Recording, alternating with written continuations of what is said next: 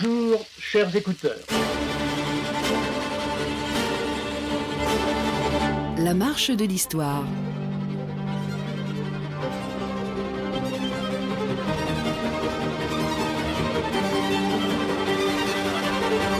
Jean Lebrun.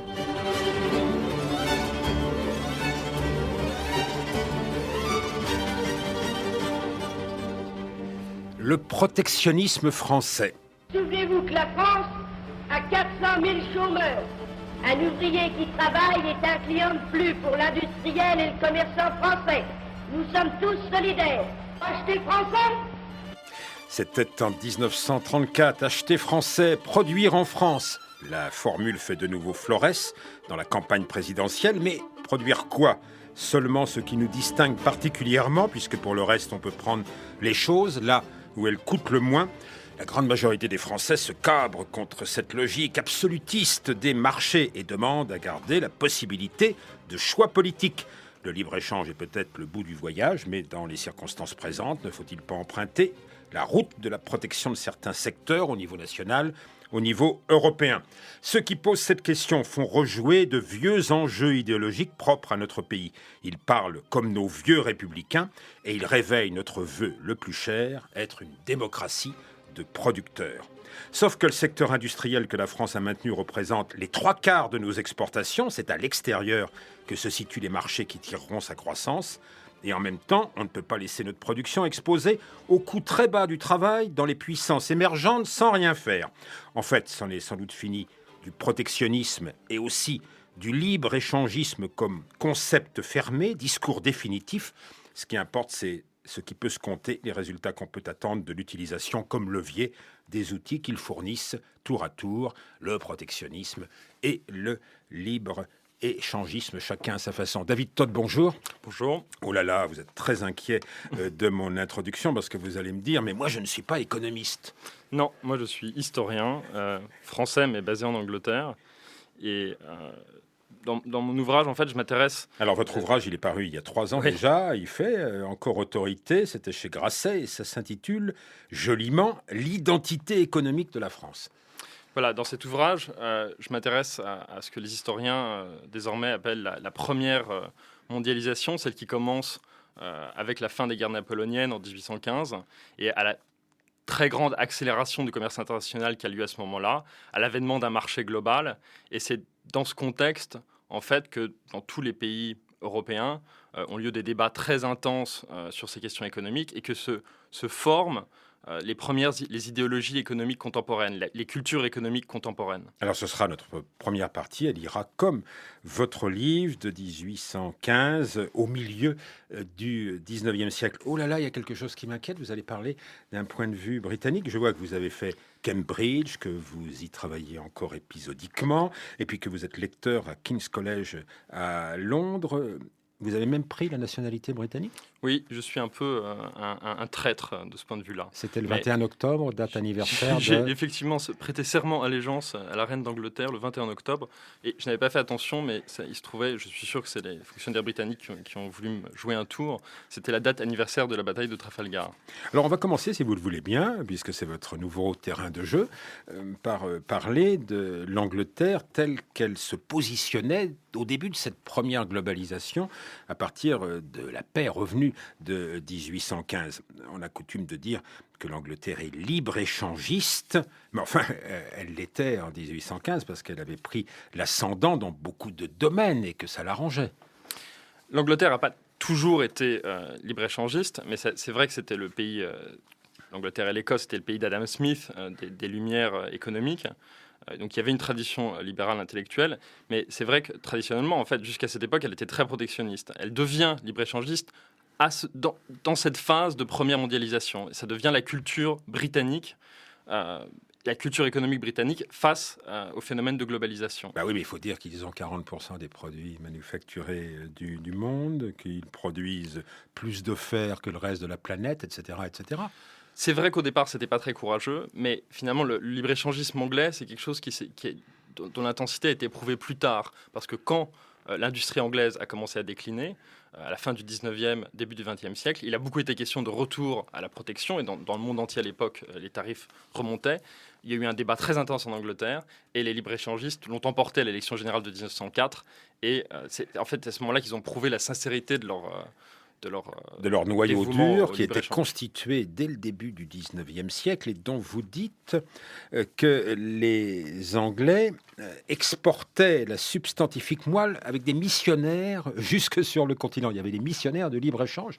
Oui, en particulier, celui qui m'intéresse le plus, c'est quelqu'un qui s'appelle John Bowring, qui était un utilitariste britannique et qui a parcouru les campagnes françaises pendant 3 ans, les campagnes et les villes, pour prêcher le libre-échange. Ce qui est intéressant, c'est qu'ensuite, plus tard, il a servi dans l'administration coloniale britannique, il était gouverneur de Hong Kong, et toujours dans cette idée de promouvoir le libre-échange, non seulement en Europe, mais à l'échelle du monde, il a déclenché la seconde guerre de l'opium face à la Chine, pour imposer le libre-échange à la Chine. Oui, parce que le consommateur d'opium devait être le premier servi démocratie de consommateurs, les Anglais. En France, par le biais de cet évangéliste ou par d'autres, il y a quand même des économistes, par exemple à partir de 1830, qui dans le vaste débat qui s'engage, vont prendre, minoritaire peut-être, le parti du libre-échange. Oui, mais c'est une minorité qui au départ est assez populaire, au début de la monarchie de Juillet, parce que c'est l'époque de la liberté. Vous pouvez penser au tableau de Lacroix. Vous pouvez penser, c'était une époque où la France se définissait comme libérale, et on a cru pendant un moment qu'en fait le libre-échange allait s'imposer en France, qui dominait notamment dans les élites, et a commencé un débat dans l'opinion publique. Un débat au Parlement avec participation des écrivains qui étaient souvent députés et pairs, un débat de brochures et de pétitions. Voici la pétition des fabricants de chandelles, bougies et autres éteignoirs adressée aux parlementaires qui veulent réserver le marché national au travail national. Et les fabricants de chandelles se plaignent de la concurrence d'un acteur international insupportable qui est le soleil. À messieurs les membres de la Chambre des députés. Messieurs, nous demandons qu'il vous plaise de faire une loi qui ordonne la fermeture de toute fenêtre, lucarne, abat-jour, contrevent, volets, rideaux, vasistas, œil de bœuf, store, en un mot de toute ouverture, trous, fentes et fissures par lesquelles la lumière du soleil a coutume de pénétrer dans les maisons au préjudice des belles industries dont nous nous flattons d'avoir doté le pays, qui ne saurait sans ingratitude nous abandonner aujourd'hui à une lutte si inégale. Veuillez, messieurs les députés, ne pas prendre notre demande pour une satire, et ne la repoussez pas, du moins, sans écouter les raisons que nous avons à faire valoir à l'appui. Et d'abord, si vous fermez autant que possible tout accès à la lumière naturelle, si vous créez ainsi le besoin de lumière artificielle, quelle est en France l'industrie qui de proche en proche ne sera pas encouragée ? Cette pétition contre le soleil qui est lue par un acteur nommé François-René Rideau, non prédestiné, si c'est une satire signée Bastia. Frédéric Bastiat. C'était le grand croisé du libre-échange dans la première moitié du 19e siècle. En fait, dans cette pétition, il fait une caricature du raisonnement protectionniste qui soulignait l'importance de fournir du travail, créer du travail, donc de créer des obstacles, de rendre les choses plus chères pour rendre le travail mieux rémunéré. La satire continue parce que si les fabricants de chandelles et de suifs avaient eu raison, eh bien, il aurait fallu multiplier les oliviers et le colza pour l'huile, c'est excellent pour l'agriculture. Il aurait fallu multiplier les bateaux pour la pêche à la baleine, et puis les industriels de Paris qui fabriquent des lustres, des candélabres et des cristaux pour aller avec auraient fait fortune. Oui, c'est une caricature jusqu'à l'absurde du raisonnement protectionniste. Alors, Bastia, vous dites c'est un ovni. En France, il va avoir du succès dans d'autres pays néanmoins. Bastia est quelqu'un de très brillant, intellectuellement très brillant. Il produit des ouvrages de théorie économique très intéressantes. C'est aussi un publiciste extrêmement brillant. C'est une pétition assez, au moins spirituelle. Mais malgré tous ses talents, sa croisade pour le libre-échange est un flop monumental, en fait. Il crée une association pour la liberté des échanges, modelée sur une association britannique, mais qui rencontre aucun succès. En revanche, en Amérique, Enfin, on aura l'occasion de reparler de l'Amérique. L'Amérique est-elle protectionniste ? Si. Alors, quelles sont les positions dans le débat, là, en 1830, 40, 50, des industriels ? On va prendre un exemple parmi les acteurs économiques importants, ceux du Havre et de l'axe de la Seine, qui importent de la matière première peu chère, le coton.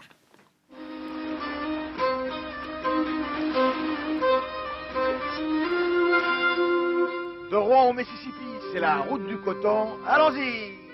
Il y avait Nantes, il y avait Le Havre, il y avait Rouen. En passant par Nantes, voulant naviguer, on me demande si je veux emprunter à la ville de Rouen, le capitaine Porcher prit le commandement de la jeune cordonnier.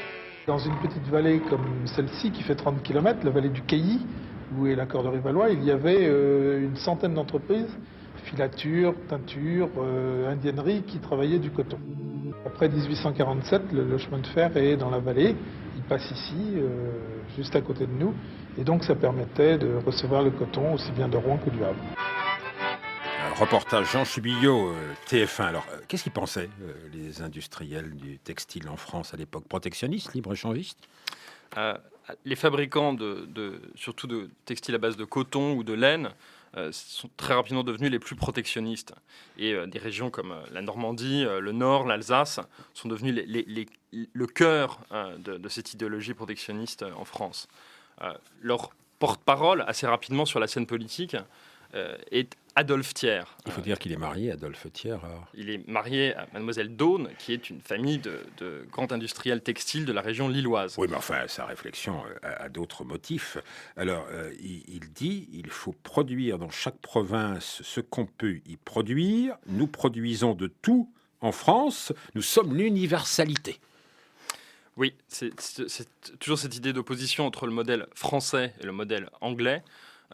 L'Angleterre, pays de démocratie de consommateurs, on a dit, aussi le pays d'après-tiers de la spécialité. La France, c'est un pays de producteurs et le pays de l'universalité. C'est une universalité qui s'exprime aussi sur le plan économique parce que la France doit produire de tout, indépendamment. Alors on retrouvera Monsieur Thiers tout au long de notre histoire du protectionnisme. Mais dans les années qui nous intéressent encore, 1830, 40, 50, celle de votre livre, L'identité économique de la France chez Grasset, David Todd, les socialistes, qu'est-ce qu'ils pensaient ? Les premiers socialistes. Oui, c'est l'apparition du socialisme. C'est l'époque où apparaît le mot socialisme dans les années 1830, comme les mots libre-échange, protectionniste dans les années 1840. Et les premiers socialistes, donc avant Marx, les socialistes utopiques, sont très mal à l'aise face à cette question. Parce que d'un côté, ils partagent la dimension universaliste, le message universaliste du libre-échange, et d'un autre côté, évidemment, ils se soucient de la condition des travailleurs des manufactures françaises. Et ils passent leur temps, pendant toute cette période, à escamoter la question, et ça devient l'une de leurs principales faiblesses dans les débats économiques du 19e siècle. Puis ils rêvent de fraternité universelle, et ça s'appellera l'internationalisme, et donc il s'agit de faire franchir aux frontières les hommes et les idées. Aujourd'hui, ils parlent de juste échange. Ça ressemble beaucoup. On a le sentiment, encore une fois, d'un rejeu de ces débats idéologiques qui ont eu lieu pendant la première mondialisation au cours de la seconde. Alors si je récapitule David Todd, les libre-échangistes, il n'y en a pas beaucoup chez les socialistes, si, les disciples de Saint-Simon. Il n'y en a pas beaucoup chez les industriels, si, peut-être les producteurs de soieries de Lyon, non ? Les soieries de Lyon, effectivement, c'est une exception. Ils ne sont pas très militants, mais ils ne sont pas protectionnistes parce qu'ils n'ont à craindre aucune concurrence ou peu de concurrence dans le monde. Alors, il y en a dans les élites intellectuelles, à la revue des Deux Mondes et chez les premiers tenants de l'économie libérale. Et puis, il y a aussi les producteurs de vins fins exportables. Brouilly, Chablis, Bourgogne, grand château du Bordelais. Chinon, Tursan, Sainte-Croix, Dumont, Châteauneuf ou Beaujolais. L'Irak, Médoc, Champagne et Puligny, Montrachet. En cave obscure vieillirait et prendrait de belles années. Coteau du Languedoc, Marc en Pouilly-Locher. Pour toutes les joies que vous donnez, laissez-nous vous remercier. Pour toutes les joies que vous donnez, laissez-nous vous remercier. La marche de l'histoire. Jean Lebrun sur France Inter. Et une petite histoire du protectionnisme aujourd'hui avec David Todd, historien de l'économie basé à Londres. C'était, comme souvent dans la marge de l'histoire, chanson plus bifluorée qui parlait des producteurs de vin qui font partie donc des rares soutiens du libre-échangisme en France dans les années 1840-1850.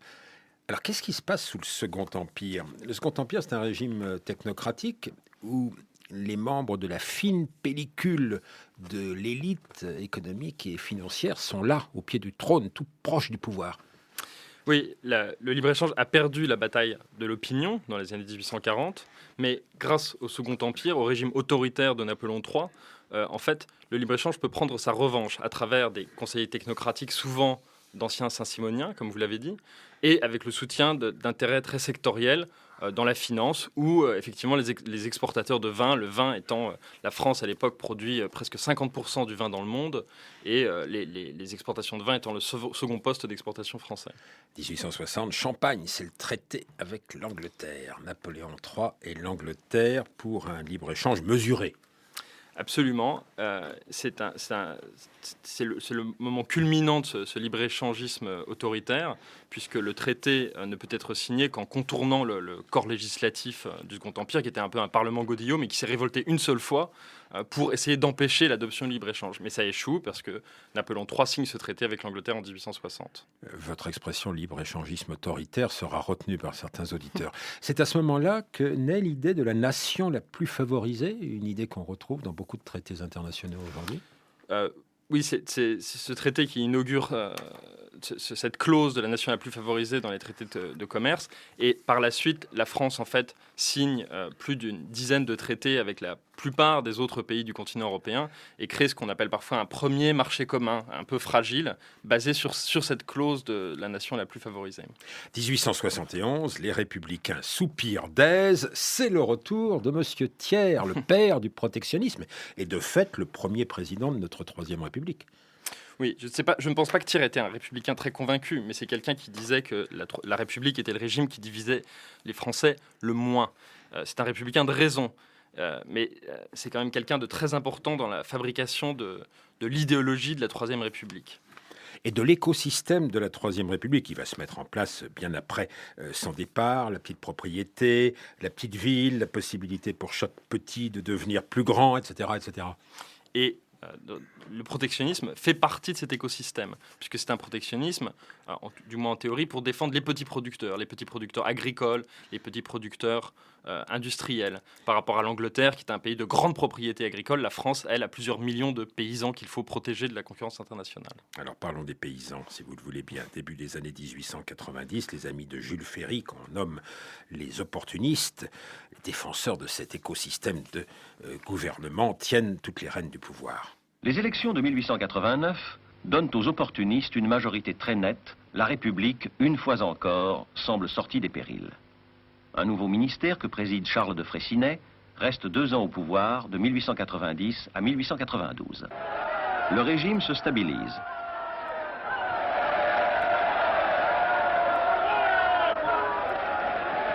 Grâce à la pression des industriels et des agriculteurs, Jules Méline obtient un renforcement des règlements protectionnistes. À l'abri des barrières douanières, les Français se croient protégés de la concurrence étrangère. Au risque des investissements en France, ils préfèrent la sécurité des emprunts russes. Ils approuvent Méline qui dit « Mon verre est petit, mais je bois dedans ». La France se replie sur elle-même. Un personnage de Giraudoux en tirera une conclusion inattendue. Monsieur le douanier, pourquoi tous les douaniers en France sont-ils corses? Il n'y a encore que les Corses pour comprendre que la France est une île. Mon verre est petit, je bois dedans, la France est une île. Vous avez entendu le commentaire un peu désobligeant de ce journaliste. Nous sommes en 1950. 1970, quand il réalise ce reportage scénario de Georgette Helget, est-ce que quand même le protectionnisme a eu de si mauvais résultats que cela? Parce que c'est bien de questionner l'historien des idées économiques que vous êtes, mais faut regarder la réalité. Est-ce que la France s'en est si mal portée? Et qu'est-ce qui se passait, je sais pas, en Angleterre, qui commençait son déclin, entre guillemets, en Allemagne, qui faisait une percée dans ces années de la fin du 19e? Les économistes auraient une réponse très simple. Le protectionnisme est toujours négatif. Pour les historiens, c'est plus compliqué. On a l'impression que ce n'est pas finalement un facteur décisif en termes de croissance dans l'ensemble. En revanche, c'est très important en termes de redistribution à l'intérieur d'un pays, pour redistribuer les emplois, l'activité d'un secteur à un autre. Dans le cas de la France, à la fin du 19e, le tarif Méline, comme on dit, qui a été adopté en 1892, ouvre quand même la période de la Belle Époque, qui est une période plutôt dynamique.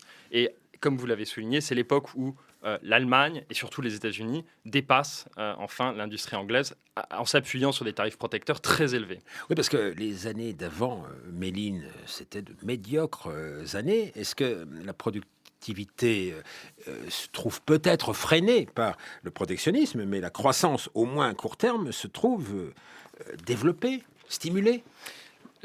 Le tarif Méline, c'est différent comme type de protectionnisme de ce que pratiquait Thiers dans la première moitié du 19e siècle. Ce n'est pas un protectionnisme de conquête, c'est un protectionnisme de défense des secteurs menacés, en l'occurrence l'agriculture. Mais c'est vrai que en augmentant le pouvoir d'achat de ces secteurs menacés, le protectionnisme Méline a pu rétablir certains équilibres économiques. On ne dira pas dans quel embarras étaient les socialistes. Jaurès, en 1892, au moment de la discussion, il ne voulait pas sacrifier la démocratie rurale, il ne voulait pas en même temps que le pain soit plus cher pour les ouvriers, mais il avait cette très belle formule face à Méline. Il y a dans le tissu industriel un caractère de plus en plus serré à cause des échanges internationaux, et la conséquence positive qui viendra, ce sera la paix. Au bout de la première globalisation, hélas, ce ne fut pas la paix. Ce fut la guerre. Non, c'est le début de ce que les historiens appellent la première déglobalisation. La première démondialisation? Non, vous avez dit la première déglobalisation. 1915, d'ailleurs, il revient, Méline, comme ministre de l'Agriculture d'un gouvernement d'union sacrée. Et après la Première Guerre mondiale, on ne retricote pas la globalisation. On reste sur l'idée de tarifs assez élevés et graduellement en augmentation. Oui, le protectionnisme, en fait, dès le début de la Troisième République, fait partie presque de l'ADN républicain. Et pendant l'entre-deux-guerres, culturellement, peu de choses changent et le protectionnisme s'impose. En plus des tarifs, on a des systèmes de contingentement et ça croît même pendant la crise des années 30. Ah bah oui, 1934, actualité cinématographique, Gaumont. Oh, acheter français? Voyons, monsieur, quand je vais acheter une paire de godasses ou une paire de chaussettes, comment voulez-vous que je sache si c'est français ou étranger? Hier, ma frangine a été acheter une bouteille Thermos. Oh, il y avait dessus, vous voyez, là, une belle étiquette, bleu, blanc, rouge. Et alors, dans un tout petit coin, un tout petit, Made in Germany. C'est dégoûtant de voir ça. Est-ce que le gouvernement ne devrait pas faire une loi pour défendre des choses pareilles? Tenez-vous bien, vous allez rigoler. Vous savez que Paris est la capitale de la mode. Tout le monde le sait. Il n'empêche que l'année dernière, on s'est fringué pour 16 millions en Allemagne et en Tchécoslovaquie. Je trouve que c'est honteux de tout acheter à l'étranger. Souvenez-vous que la France a 400 000 chômeurs. Un ouvrier qui travaille est un client de plus pour l'industriel et le commerçant français. Nous sommes tous solidaires. Le français doit cesser d'admirer, par principe, tout ce qui vient de l'étranger. C'est vrai ça, Made in Germany, 1934. Pourquoi c'est écrit tout petit et pourquoi est-ce que c'est écrit en anglais? C'est une expression en fait qui résume les débats qui ont lieu en Angleterre face au déclin de l'industrie anglaise face à la compétition allemande. Il y a une énorme anxiété en Angleterre à partir des années 1890. Vous allez me dire que les Anglais sont devenus un peu protectionnistes? Non, ils ont hésité. C'est ce moment où ils ont hésité, ils ont eu ce débat et ils ont choisi en 1904 de rester libre-échange. Mais ils avaient quand même inventé une loi qui obligeait les produits allemand à être labellisé, en tout petit ou en plus grand, Made in Germany.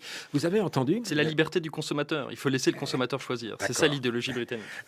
Vous avez entendu le consommateur français là, de Gaumont 1934 dire c'est quand même étonnant, en Amérique, il y a des rayons spéciaux pour les marchandises étrangères. Parce que les grands champions du protectionnisme, à cette époque-là, mais depuis longtemps, ce sont les Américains. Le protectionnisme français à côté du protectionnisme américain, c'est un protectionnisme tiède. Les Américains, pour leur industrie, ont des tarifs souvent de 60-80% de la valeur, 2 fois plus élevés que ceux de la France. Et de ce point de vue, je sais qu'en France, on a tendance à beaucoup parler des anglo-saxons comme formant un ensemble. En termes de culture économique, les États-Unis sont en fait très différents des Anglais. Et leur culture protectionniste n'a jamais tout à fait disparu. Et encore, pendant la campagne actuelle pour l'élection présidentielle américaine, on entend beaucoup de bruit protectionniste aux États-Unis qu'on n'entendrait pas en Angleterre. Bruit protectionniste. Nous avons retenu l'expression, David Todd, comme vous êtes un historien des idées économiques du 19e siècle. Je ne vais pas trop vous taquiner sur l'après 1945. Il y a 2 aspects essentiels. Au niveau mondial, l'époque du multilatéral, le GATT puis l'OMC, plus que du bilatéral. Au niveau européen, la France qui croit avoir élargi son modèle, par exemple avec la politique agricole commune, à l'ensemble de l'Europe de l'Ouest. Non, je voulais juste vous évoquer un souvenir que vous n'avez pas, parce qu'en 1982, quel âge aviez-vous, David Todd? J'avais 4 ans. Oui. Eh bien, en 1982, dernier épisode qu'on voulait raconter avec notre réalisateur Jacques Sigal. L'époque peut paraître lointaine. C'était avant le téléchargement, c'était le temps du magnétoscope, c'était avant la stagnation japonaise, c'était le temps où on avait peur de l'industrie technologique japonaise, c'était le temps où Jean-Pierre Chevènement était ministre de l'industrie du gouvernement de gauche et Michel Jobert, venu du gaullisme, ministre du commerce extérieur, et on a décidé, souvenez-vous David Todd, de stocker les magnétoscopes japonais, et pas n'importe où. C'est donc à Poitiers que Michel Jobert a choisi d'enrayer l'invasion japonaise. Les magnétoscopes entrant en France vont donc devoir désormais transiter par Poitiers, là où se trouve un bureau de douane fort de 8 gabelous, 8 douaniers, qui vont devoir dédouaner 500 000 magnétoscopes par an. De quoi créer un bel engorgement. Poitiers a été l'occasion d'une prise de conscience de l'invasion excessive de l'Europe par les produits japonais. Michel Jobert ne cache pas d'ailleurs qu'avec l'optique japonaise et l'AIFI, cela représente 6 milliards de francs de déficit pour notre balance commerciale. Nous ne l'acceptons pas, dit le ministre. Si les importateurs sont émus par les premières mesures prises, qu'ils se disent qu'il y en aura beaucoup d'autres. Si rien n'est fait, il est évident aussi que des mesures du type de Poitiers s'imposeraient alors pour d'autres produits. Mais enfin, monsieur le ministre, la probabilité immédiate, c'est Poitiers fini ou Poitiers élargi à d'autres produits? Vous savez, il est écrit dans l'Évangile, ne te hâte pas de t'irriter, car l'irritation repose dans le sein des insensés. Vous n'êtes pas insensé, par conséquent, ne vous irritez pas trop tôt. Je pense que c'est un bon exemple, cette affaire d'un réflexe de la vieille culture républicaine. Vous avez parlé de Chevènement, qui la représente assez bien. En même temps, on sent à quel point ce protectionnisme national est désuet. Vous avez cité 75% d'exportation sur le marché mondial. Mais la seule façon dont cette culture protectionniste pourrait être ravivée, ça aurait été à l'échelle européenne, qui représente, elle, 60% de toutes les exportations françaises. Alors maintenant, on devrait dire produisez européen si on était conséquent, plutôt que dire produisez en France. Oui, mais c'est là qu'on se rend compte qu'il y a un problème, parce que le protectionnisme, à la fin, repose sur un sentiment patriotique. Et y a-t-il un sentiment patriotique européen? Ce n'est pas très clair. Là, vous retrouvez les idées d'Emmanuel Todd, votre père, avec qui vous avez beaucoup dialogué. Et puis il dirait peut-être, à l'issue de cette émission, qu'on n'a pas suffisamment insisté sur le côté dogmatique que peut avoir le libre-échangisme, lequel aboutit à ce que 2 catégories de bénéficiaires se dégagent actuellement, les riches des pays riches, à quoi on peut ajouter les riches des pays pauvres. Ah oui, mais lui, c'est le prophète. Moi, je suis l'historien. Alors, l'histoire de l'identité économique de la France enrichie pour la période 1814-1851, votre récent livre chez Grasset, David Todd. Mon verre est petit, mais je bois dedans.